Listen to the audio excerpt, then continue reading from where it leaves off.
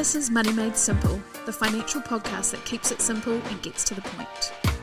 Kia ora koutou and welcome to Money Made Simple. It's Jennie here, and today I'm joined by a very special guest, Glenys Talivai, who's CEO of the Public Trust. Hi Glenys. Hi Jennie, thanks for having me. Thanks for coming. You're quite an impressive woman.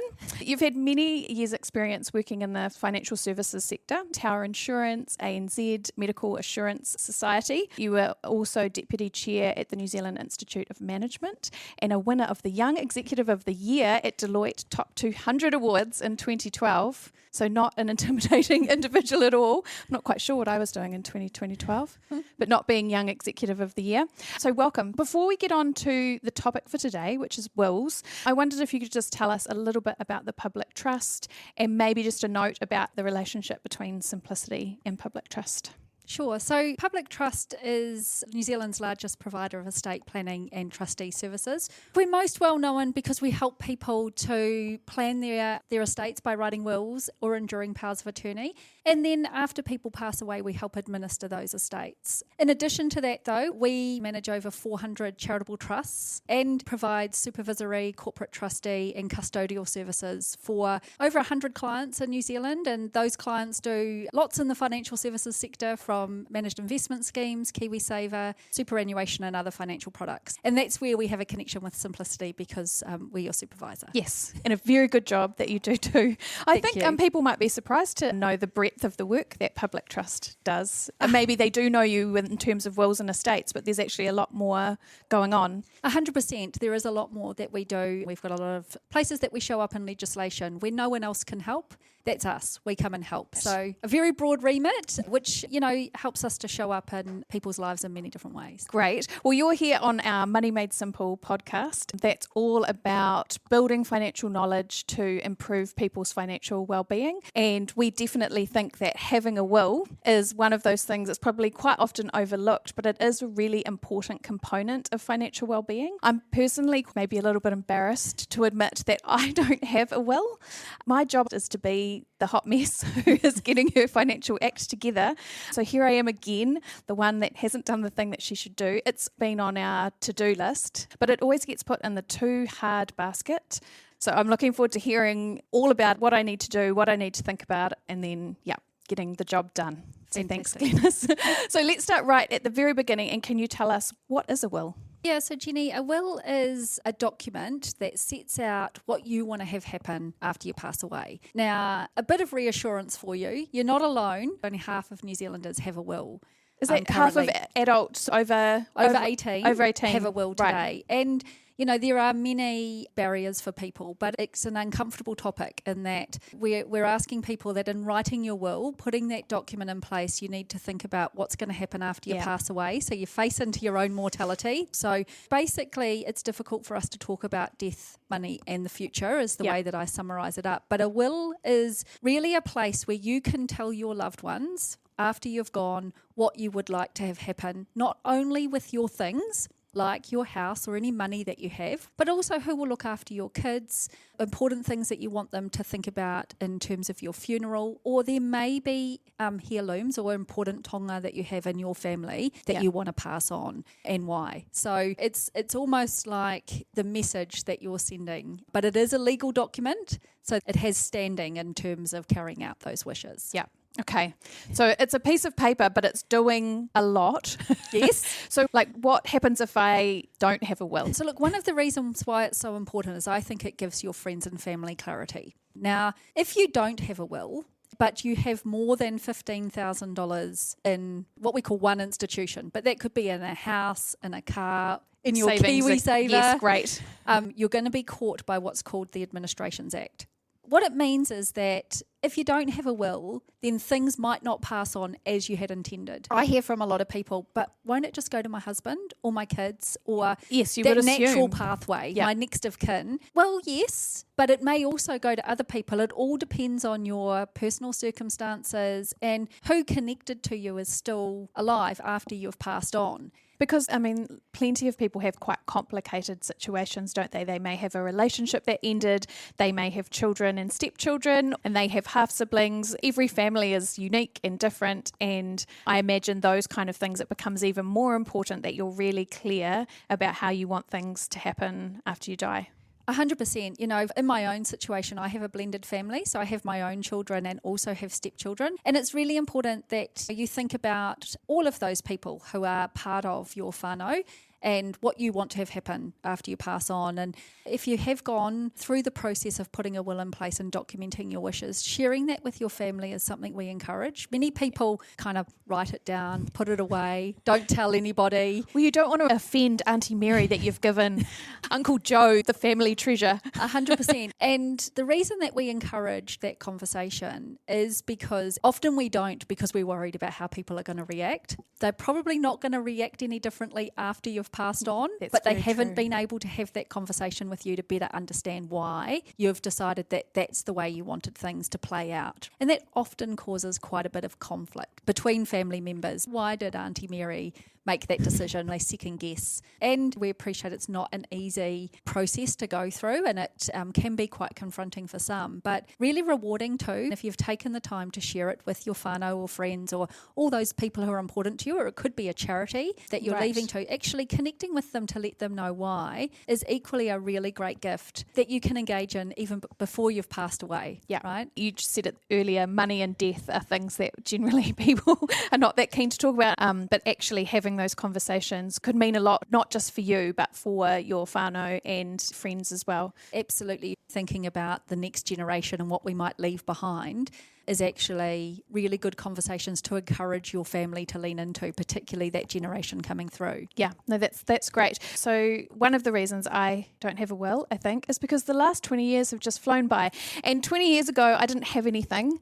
I didn't have children. I didn't own a house. At what point in your life should you be thinking about these things? Is it worth getting a will when you are 20, for example? Look, I think these days, particularly with young people investing in KiwiSaver and, you know, accumulating quite a bit of money in there. In fact, average balances in KiwiSaver in New Zealand are well above that $15,000 I talked about earlier. So we would encourage young people, if you've got an asset that's worth more than $15,000, you should have a will. And your KiwiSaver could be there. Now, equally remember though, your will doesn't have to just be about your things. It can also be about a fur baby. Or you might actually be really keen to put in place your wishes around, actually, if anything was to happen to me, this is how I want to go out. Yeah, right. So I want a Viking funeral. 100%. I want to, you know, and that wouldn't be misguided in terms of leaving something behind for your family that gives them clear direction. That's about still a your wishes. worthwhile thing to do at any sort of point in your adult life. Yeah. Equally, not many of us write a will thinking that we're going to pass away tomorrow unless we've got serious health concerns. Right. But most people actually, you're not just thinking about today, you're thinking about the future. And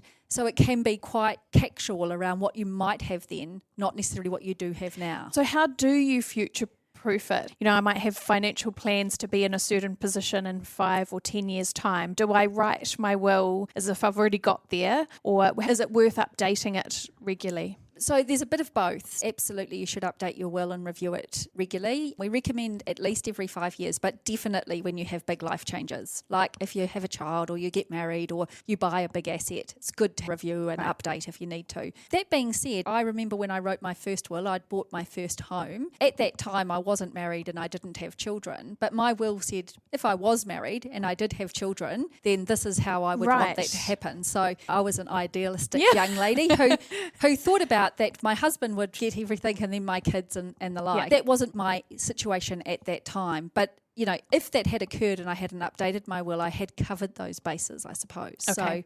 So maybe it's a good time to talk about actually how you make a will. There's lots of different ways that you can put your will in place. There everything from a DIY kit that you can get online. Public Trust offers an online service. Equally, you can sit down with one of our trustees who can take you through the process at a personal level. You could visit a lawyer. So there's plenty of avenues that you can go down to get it in place. And, you know, it's about people researching to find out what's the right thing for them. If they've got quite complex situation, they might want more personalised advice.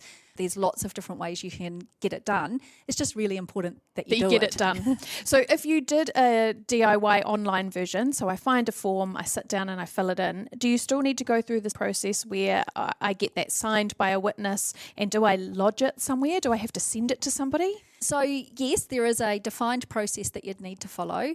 So you could do it yourself, but law currently still says that you need to have that document printed and sign it yourself in wet ink and have someone witness you do that and sign themselves. So old-fashioned. Yeah. And look, I'm sure that will evolve over time, but that's the way that things sit at the moment. And so it's really important, no matter which way you get that will in place, that with the document, you hold it in your hand, you sign it, someone watches you sign it and they witness it and the like. And there is nowhere that you can lodge it. We don't have a national wills register, for example, in New Zealand. But for example, if you were to write your will with public trust, then we would give you the original to take away, and of course we would have a copy of that in our system. So that's a good backup, and we would encourage that you would have multiple copies for safekeeping. And of course you'd need to let your loved ones know where it is so that they can find it. But you might need it. You might give a copy to a loved one as well, maybe a sibling or 100%. Right. And if you wrote it with a lawyer, your lawyer might retain a copy. So there is definitely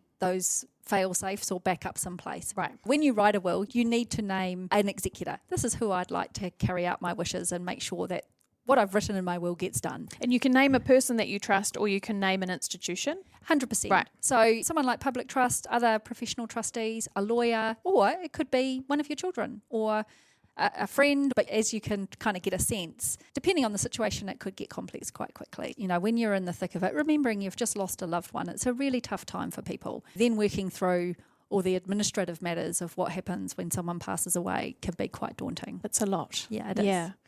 And does the cost vary? So if we're looking at a DIY kit that I've downloaded through to going to see my solicitor, is it quite a wide range of costs? Because I do think that's another thing. It sounds like it would be an expensive thing to do, and that might prevent people from, starting the process. Yes. 100%. And actually at the moment, in the economic environment as it stands, it will be on people's minds. So the cost does vary. Again, I would encourage people to do their research. You can do a will online with public trust starting at just under $100. So so it's not a big cost barrier then, not necessarily. A big cost barrier. Depending on your circumstances, though, I talked a little bit earlier that I had a blended family. That's quite complex in terms of working out what do my own kids get, what do my stepkids get. There are extended family considerations, nieces and nephews and all of the like. It can get complex pretty quickly. And that influences the cost. Now, you might sit down with a lawyer and, of course, they'll charge you for their time to do that. Yes. But they'll also give you personalised advice about your situation and things that you need to look for. In many wills, people will say, I want my estate to be shared equally amongst my kids. Okay, and I've got 3 kids and I want them to all share it equally. Usually a house doesn't split up equally around 3 people unless you convert that to cash and sell it. And as you can imagine, people might have very different views around whether or not they'd like to sell that family home or not.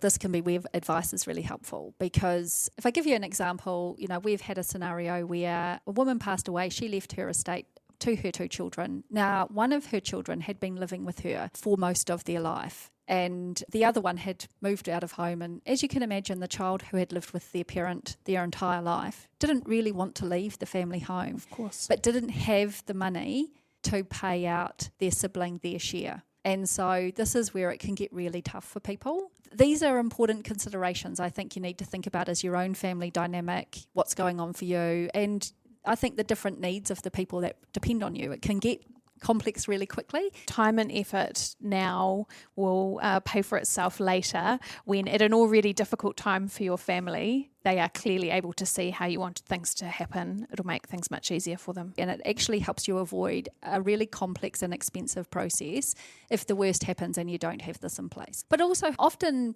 disputes can rise not over the big assets that a will is quite specific around.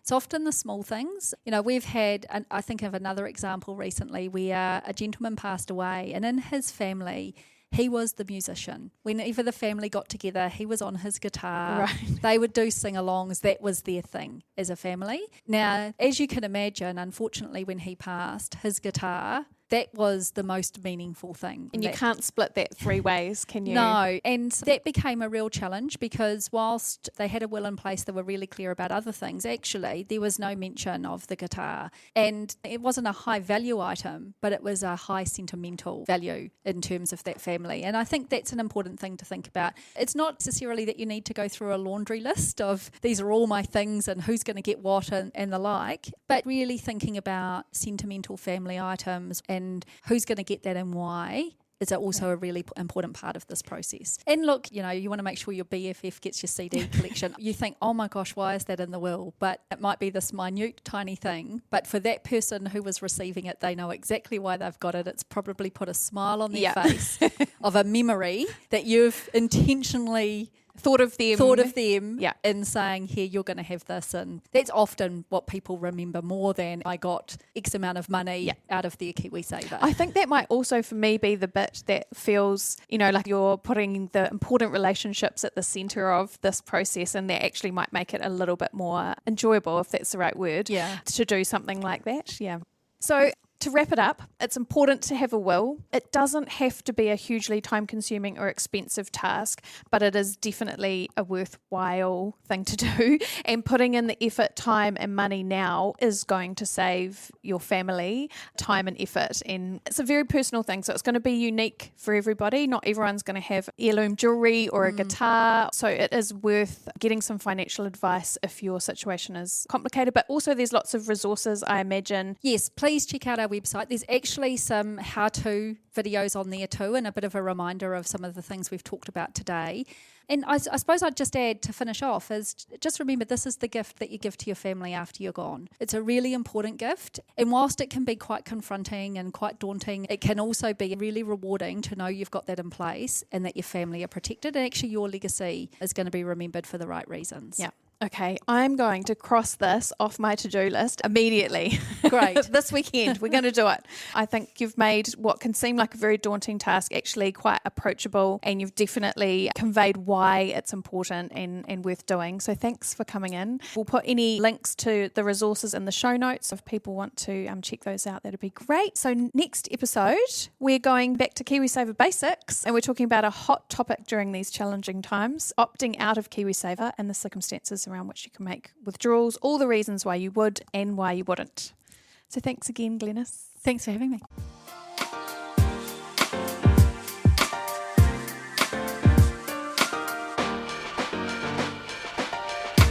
This podcast contains personal opinions and is intended to provide educational information only. It doesn't relate to your particular financial situation or goals and is not financial advice or recommendations.